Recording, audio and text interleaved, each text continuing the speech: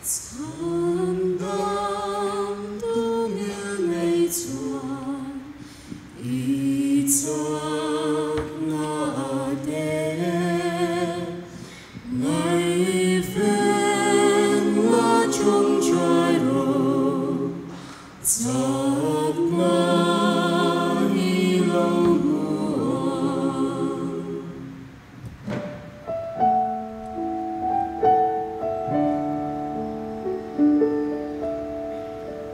Lỡ qua các bunga ngày, ikat na lepay na thiên mong sakti namin, rirung at itiyamin, kabat sang songsun, iswamin kapsa.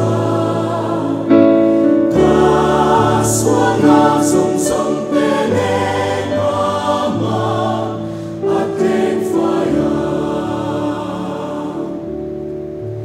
Kung ay nagsang turing, siya't nakanay silo.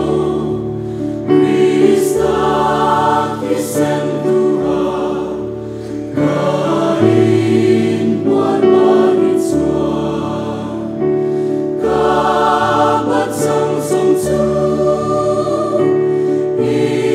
Iswamin kapsa, kaswana sungsung tene mama ating fire.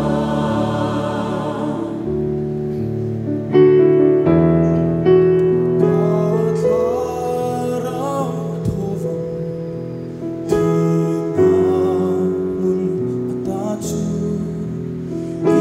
Iswan at lanzaw to Wana shuay zelam Kabat sang songsu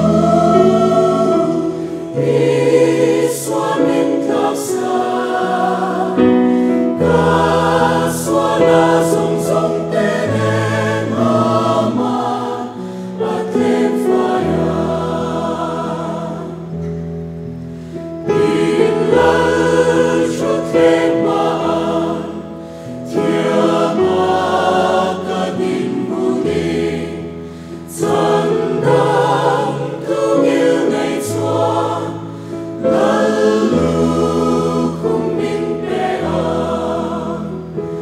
Kabat sang songsu